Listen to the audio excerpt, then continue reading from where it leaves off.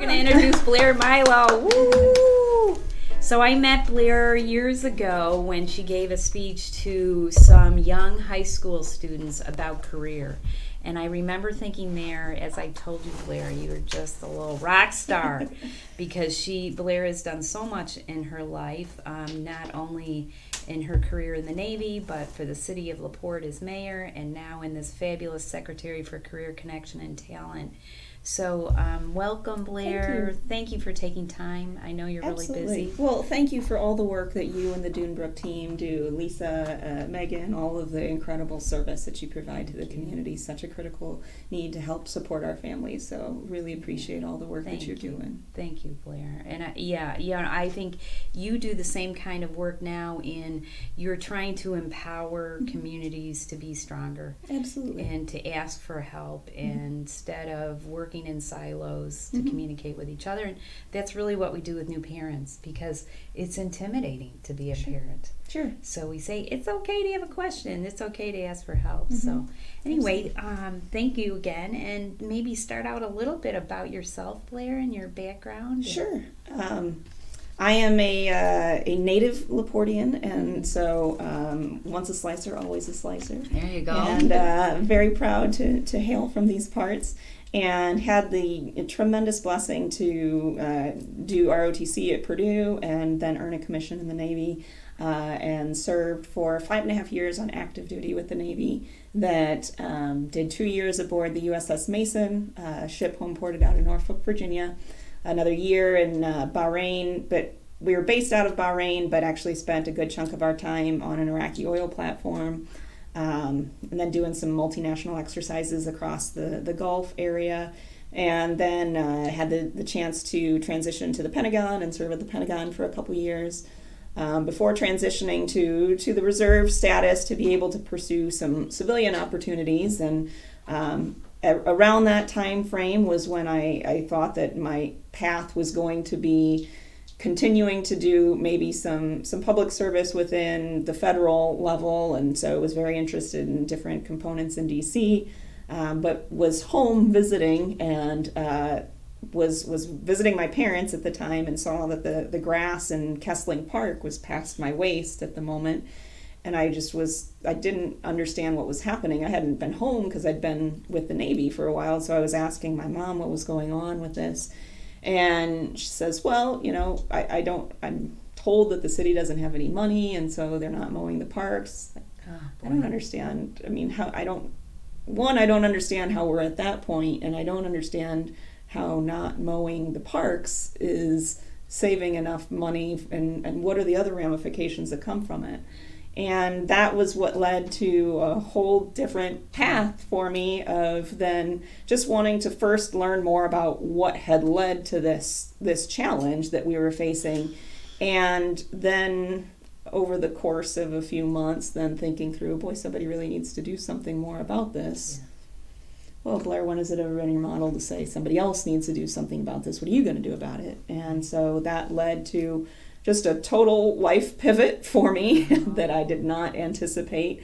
But I'm so thankful of being able to come home and be a part of this community and just have seen so many incredible things that have come forward from the team that we've built here.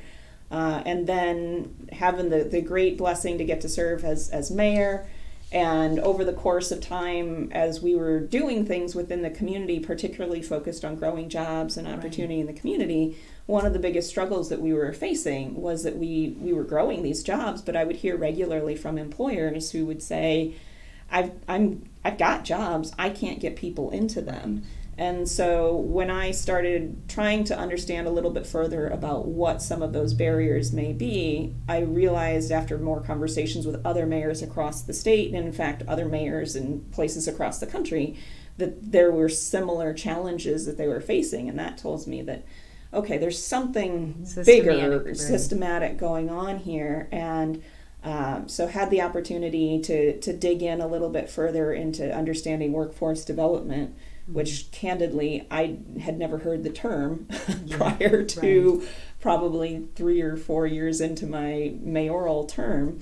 And learning so much more about how people connect up with work. And what I learned over that time period and continue to learn is that the jobs just keep changing. Right. And it's because of, changing, dynamics in the world around us, a lot of it being influenced by technology that impacts different tasks and jobs. And so had the opportunity to join Governor Holcomb's team in the summer of 2017 when he approached me with the idea of having a position that would be a cabinet position working across different state agencies and working across the state to be able to really bring together all these different partners you just kind of talked a little bit about, of recognizing that having people connect up to career opportunities is not just the job of education. It's not just the job of a nonprofit. It's not just the job of local government or your workforce development office. It's really, it requires everybody being able to communicate regularly with one another on what these opportunities are and how somebody gains those skills, whether as a youth or as an adult who's transitioning in the workforce. Wow, that is so interesting. So I think one of the things we talked about is all those different areas collaborating and understanding with each other. As you said, it's not about bringing in new initiatives to a certain extent, but understanding each other and how do we strengthen the needs. And well, one of the things that I would come across regularly, especially as I was trying to learn more about LaPorte's workforce system and seeing, who was doing what where, I would see really creative initiatives that our employers were doing in places. We were having great conversations with Ivy Tech in certain areas. We would talk to the schools about things. Junior Achievement was doing incredible work. And so what I couldn't wrap my head around is like, okay, if all these people are doing these good things, well, then why isn't this all connecting? And then upon further evaluation and connecting up with some incredible leaders that we work with now from a team called Civic Lab out of Columbus, Indiana, then I realized that it's because it's not a single thing, it's a system thing. And that I had a sense that there's all this good work going on, but I couldn't figure out who's doing what where and how does it all connect into achieving these significant goals that we needed to be setting for ourselves. And I think that there oftentimes is a challenge in that everybody's working towards doing good things, but what are those actual collective goals that we're setting for ourselves? What is the collective win that we're working towards? And so that's been a lot of our focus of our work now, helping regions really identify what those collective goals are for their region. From our perspective, from the Career Connections and Talent team, then we look at how are you growing population, how are you increasing post-secondary education attainment levels, specifically looking to a goal of around 60% of the population having some sort of a credential beyond a high school diploma, because we know that that's where the jobs are taking us. And so 60%, at least 60% or so of jobs are going to require something beyond a high school diploma, so we need to ensure that more people are connected up with that kind of a credential. And then also looking at how are we raising median household income or per capita personal income? How are we ensuring that people are on a path towards economic mobility to be for themselves and their families? Right. And one of the things you had talked about, being a nonprofit in the community and business in the community, you talked about consistent collaboration with each other. Who needs one more meeting to go to? But there is great benefit from the time spent on a monthly meeting with community leaders or organizations, understanding what their needs are, and then having some kind of goal, not just rehashing, but... Right. Well, and we talk regularly about you measure what matters, and that helps drive a lot of really valuable conversations and productive conversations. And, I think many of us have been a part of those meetings where, it's kind of frustrating because you're having to still sort things out of, well, where are we all going? And but after you work at it for a bit and have a framework for what are the goals that we're working towards, how are we getting there? How are we measuring that we're successful towards this? How are we holding ourselves accountable? And when you do that consistently, then those, like you said, nobody necessarily wants more meetings to go to, but when they're productive meetings, then nobody has problems with productive meetings, because there's a reason why we all do the things that we do. And then you're able to start seeing the accomplishments and moving the needle towards the goals and the results that you want. And moving the needle, I think, is so, as you say, is so important, because when you understand what other organizations, businesses in your community are doing, you're much more apt to call them up when you're having a problem, because you trust them, you've worked with them in these meetings, and you feel free to say, hey, what about this? So I know Dunebrook has benefited so from that kind of collaboration, because we now understand other organizations that might be very similar and do similar work. So instead of being competitive, to say, hey, what do you think about this? Well, and especially as you think about like 3 large goal areas of growing population, increasing education attainment, and raising median household income, there's a lot of things that have to factor into making any of those things happen. And so having a collaborative group come together to talk through, what are we prioritizing to make sure that we're making a difference in this area?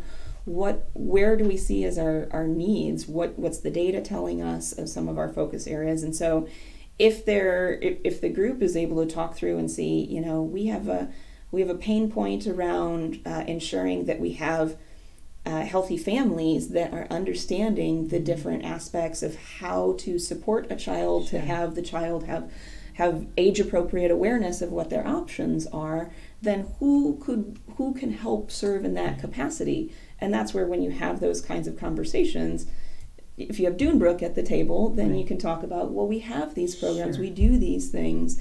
And so, a different partner in the community may not be aware of that, so that then, but they're just as engaged in seeing increased education attainment and seeing the economic mobility that Dunebrook wants for families to be able to have. It's just different parts of the system coming together. Yeah, an example would be, I know when I worked in the school system, that's why I was so really honored to work for Dunebrook, because as a school counselor and therapist in the community, I saw the end result of bad parenting. So it would be low academic, discipline problems, dropout rates, maybe abuse of some sort, alcohol, drug, and then, crime. So I love what you're saying, because when other people understand that, when a school counselor is struggling with something and they, maybe I could call Dunebrook on this one. But unless we communicate with each other, you don't know. Because our worlds are so busy in our little... And everybody's serving different functions within the system. And so when you can walk back through, what might be the causal elements that are contributing towards these different outcomes that we're seeing in the community, and then how do we ensure that we're placing the resources in the right places, and if it's interventions, that we're having those at the right places. And I don't think that we do that well unless you have the entire team having those conversations at the table. Great. So any tips for, LaPorte has come such a long way, when you talk about the grass growing in Gasoline Park. Those are little signs, and how great that little thing was what made you think, what's happening here? And then look what happened, and all the good that you did during your mayoral time for LaPorte.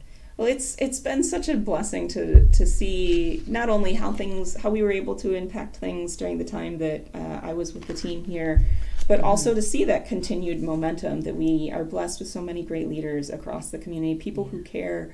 And actually, I was just having a conversation with some friends about this last night, and I see a lot of places. I'm obviously biased towards the Hub of Awesome, but I've seen a lot of places and continue to see a lot of places. And LaPorte is a unique and special place, that you have this environment where you have people who are really dedicated to trying to see the community grow.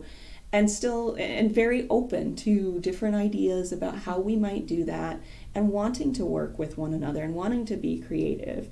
I mean, I love seeing the things that are happening in the downtown right now, that they've got the new lights that are strung across Monroe Street, Right, and so fun. people that are hanging out under the lights. I know they've got some exciting stuff that they're going to be doing, of being able to create that space that then brings people together to want to feel more connected to the community.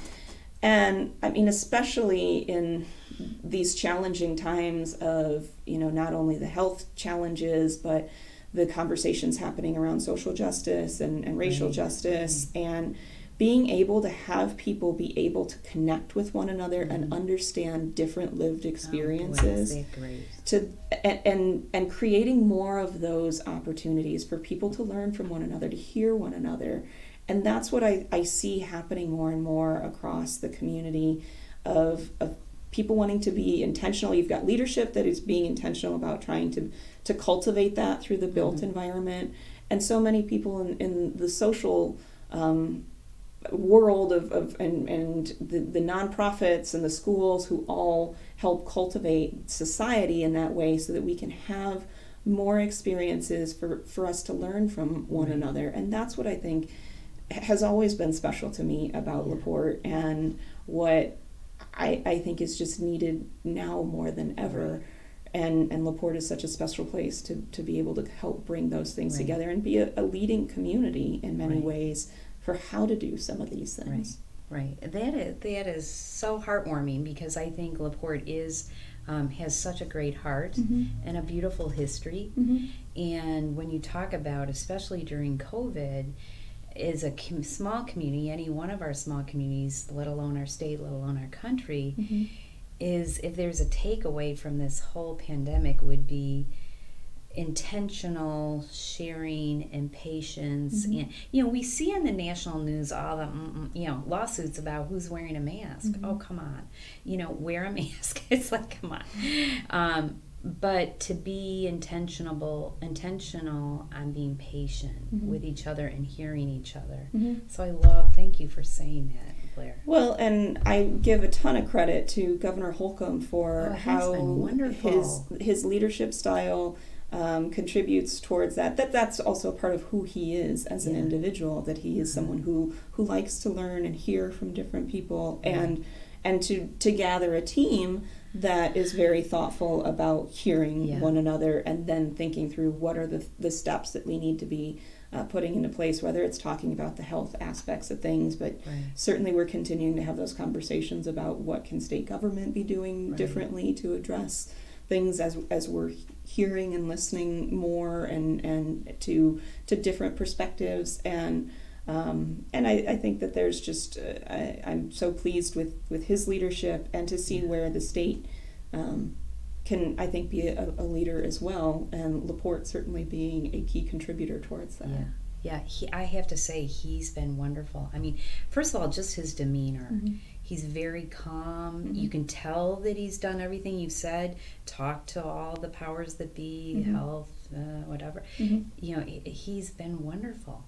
Well, and again, I'm a little bit biased because I'm so thankful to have gotten to know them, but the team that he has assembled, I mean, Dr. Box, Dr. Sullivan, Dr. Dan, Steve Cox, who's at Homeland Security, Doug Carter, the superintendent of state police, all these folks, it has been, as hard as it was for me to leave LaPorte to be able to serve in this capacity now, I am so thankful to have had the chance to get to learn from these individuals and the passion they have for the work they do, and the leadership they bring to the table. And they're all just very thoughtful folks that are trying to do the best to serve the state, and to work as a team to do that. And I think that's, in some ways, I mean, Indiana certainly has the challenges that the nation has, but you see some different results in Indiana than some of the other states, because of the kind of communication that exists internally and how they're trying to have the conversation externally, to be, as thoughtful about our responses to things as we can be. Can they bring that to the national level? Please, Blair. Well, I'm sure that Governor Holcomb is regularly asked about different things, and Right. he tries to provide his Right. as much guidance as he can. Oh boy, no. Well, Yeah. you can tell the difference, and isn't that such an interesting concept to me? It's listening to your team and working together and having the patience to hear them out and then negotiate and compromise, and there you come up with a great leader who then tells our state what's up and what's happening. Yeah. Well, and we have a benefit that, and again, this is all going to show some of my bias towards things of that. So Governor Holcomb is a Navy veteran. Oh, and well, so- there you go. They're in the club. Right. I like to think that he's had some of the benefit Yes. of the training different and training yeah. and the Not way- a bad club, right, Blair? Mm-hmm. I don't think so. I think it's pretty great. Right. Well, and we talk about LaPorte being a special place that had one of my first actual ship captain, who is still a mentor for me, came to visit when I was mayor. And he and his wife were in the Midwest for a wedding, and so said, we've heard about this city from you for so long. We'd love to come see it. And it was interesting when he came to visit, and I was showing him all around. And he says, I'm a Navy brat myself. His dad was career Navy. He says, the community that you have here is this idea of a hometown that, he says, I'm so jealous of, because that was never something that I had. Right. But it's amazing to see the true sense of community and what that means. For him, community was the Navy. Sure. Because that was what he grew up knowing. And now he's actually a 3-star admiral that he's in charge of the 6th Fleet for the Navy. Whoa, And how exciting. So I love being able to think through, knowing that LaPorte has those connections. Yeah. No kidding. Yeah. No kidding, Blair. Well, we could just talk all day to Blair Milo. But Blair, thank you again. Is there anything else, tips for any of us, or thoughts, or your future, or anything you want to last minute that you haven't thought of that you think might be good to mention? Or Well, I would just love for anybody that is out watching this, and if you're knowing of folks who are looking for some educational or employment or access to other resources, that the team did put together a rapid recovery portal that can be accessed on a website called yournextstepin.org. okay. We also have an 800 number that is available on the website there as well. I should know it off the top of my head, but I don't. Okay. We just adopted it because we've been trying to spend a lot of time listening to folks of what are the barriers that you're still continuing to face. But there are some additional resources for being able to earn a certificate in a career field that is continuing to hire, has growth opportunities, and so that's available at yournextstepin.org. Okay. There's also connection to employers that are hiring right now. So if somebody has been displaced as a result of some of the economic crisis, or if they had been previously displaced, then there's connections there to career exploration. And we also recognize that there are some significant questions people are having to answer in the education and employment realm, but there may be some that before they can get to that point, there may be a question on how am I putting food on the table for my family tomorrow? And we wanted to be cognizant of that, and so there are also access to some of the resources from the Family and Social Services Agency and different partners across the state. So healthcare, mental health resources, unemployment insurance, questions that people may have, housing, childcare, all kinds of things. Wow. So we wanted to make it as easy as possible for folks to be able to navigate all those different programs. So yournextstepin.org would be a great where I resource. would really encourage people to take some time and just get to know it. Wonderful. Thank you, Blair. And again, everything we've been talking about here today is about, especially during this time where the rug's been pulled out from a lot of people. Everything from housing and paying your rent. Mm-hmm. I mean, there are funds available to support people in doing that, to getting food on the table, to a new job because you don't have your job anymore. I know at the Civic Auditorium, for instance, they have free COVID testing the month of July, 8 to 8. You do not have to be a U.S. citizen. So there are tons of resources available. So again, Blair, thank you. yournextstep.in.org is part of the rapid recovery tool that Just yournextstep.in.org. Okay, yournextstep.in.org. Okay.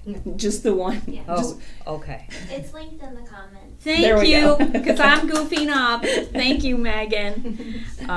Thank you, Blair. Honestly, that is so helpful for our listeners, and I think any community members listening to you, the whole idea of collaboration and taking the time to communicate with each other, and it's just so enjoyable to talk to you, and your career is so multifaceted and so interesting, but always doing great work for others. And Well, I am a product of this community. Well, so thank I'm you. so thankful for all of the leaders who have cared for me over the years. Well, and we're thankful for all that you've done for all of us, and will continue to do as governor and then president of the United States.